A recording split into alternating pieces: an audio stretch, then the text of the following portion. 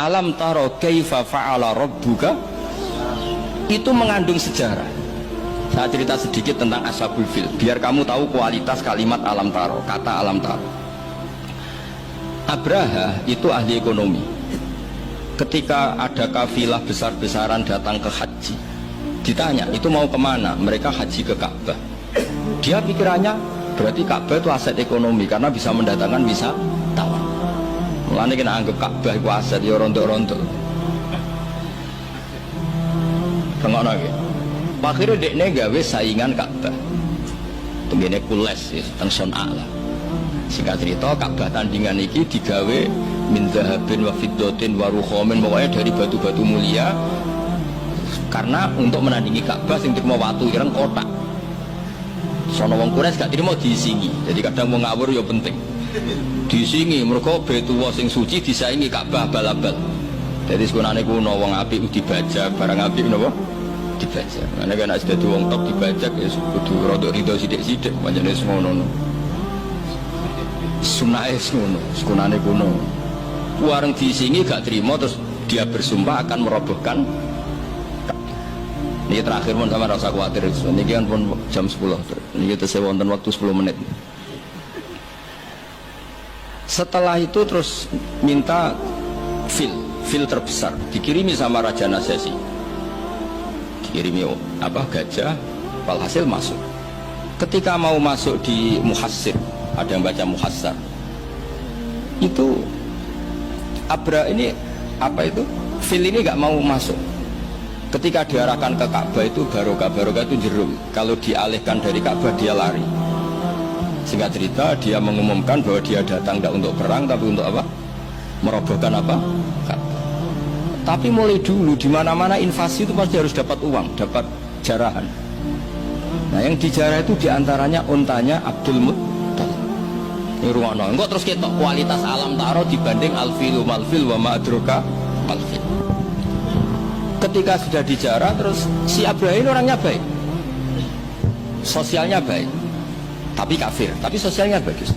Dia tanya, man sayyidu hadal wadi, orang tertua di sini siapa? Abdul Muttalib. Sayyiduna si Abdul Muttalib. Makanya lagi-lagi Nabi itu harus turunannya orang-orang baik. Muhammad bin Abdullah bin Muttalib itu selain orang baik itu sudah orang tokoh.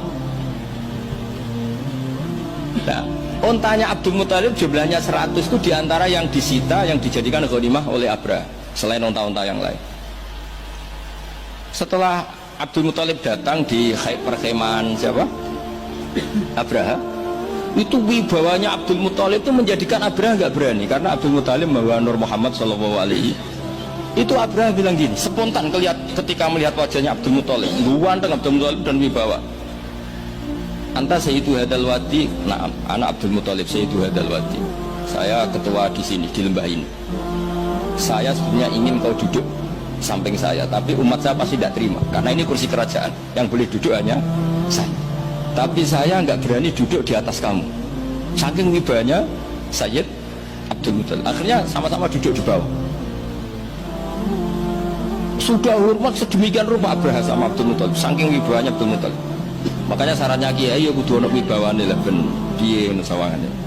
Karena saulqi fi qulubil ladzina kafarur ruh.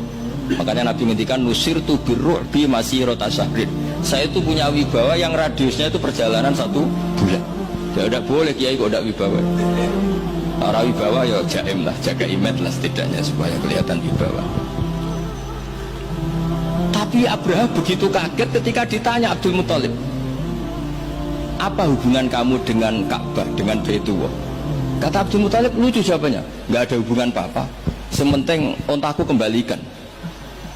Kagetnya minta ampun Abraha. Loh, kamu itu Sayyidu Hadal Wadi, semua orang itu khawatir Ka'bah saya robohkan karena itu adalah dinuhum, itu agama mereka. Kamu yang ketuanya malah tidak peduli, tapi hanya peduli dengan onta. Mulai kecewa, saya kecewa hormat kamu. Ternyata kamu orang yang sangat materialistik. Tapi apa kata Abdul Muttalib? Loh karena li'ani robbu. Saya ini yang punya robbun, mana nih? Saya ini yang punya unta itu. Ini robbuhunna, saya yang punya unta-unta itu. Wa li'anna lihadal baiti robban hamahu. Baitullah itu ada yang punya. Itu udah urusan saya. Dia punya Robban hamahu, punya yang punya dan akan melindungi yang punya. Itu tidak kewajiban saya, kewajibannya yang punya. Jadi betu orang betu Abdul Muttalib. Akhirnya Abraham ini ngawur tapi kok pinter kira-kira gitu. Sudah silakan, kalau mau rusak silakan, kamu akan berurusan dengan yang punya. Wes, oke dari Abraham, banyak aku pengen rusak Ka'bah. Untuk dibalekno, wes untuk tak balekno, saya pengen rusak Ka'bah. Ya monggo, tapi kamu berurusan sama yang punya. Ini masih maulid karena ini mbahnya Rasulullah Shallallahu Alaihi Wasallam kesana. Tapi sebelum Abraha datang, ini Abdul Muttalib fa'atal baita, kemudian datang ke Baitullah wa akhudha bi halaqatil bab. Dia megang apa, kalau di pintu dulu itu kan pegangannya itu kan bunder, makanya disebut halaqatil bab. Maksudnya handle-nya itu kan bulat. Terus beliau berdoa, dongane lucu.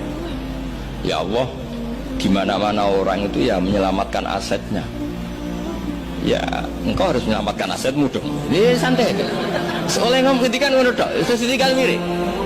Nah, ditinggal mire itu Abdul Muttalib bikin pengumuman ke semua orang Quraisy, ayo ke atas gunung dan kita melihat apa yang dilakukan Tuhan kita terhadap orang yang merusak Ka'bah. Terus mereka di gunung semua. Ketika Abraham mau naik, mau merusak, terus ada burung ababil. Makanya judulnya alam. Kayak apa kualitas Quran itu? Cerita sejarah dengan sederhana, tapi kualitas maknanya luar biasa. Alam taro. Kenapa kok ada alam taro? Apakah kamu tidak melihat? Karena semua suku Quraisy itu naik gunung dan melihat apa yang maka dimulai dengan alam taro. Dan mereka melihat kaifa fa'ala rabbuka bi ashabi. Disaingi alfilu malfil wa ma adroka malfil lahu khurtumun tawil wa dhibul qasir. Jadi sehingga alam taro ini kualitasnya luar biasa memang, karena mereka berkata ayo kita lihat apa yang akan dilakukan Tuhan terhadap orang yang merusak Ka'bah. Makanya disebut alam taro kaifa fa'ala rabbuka bi ashabi.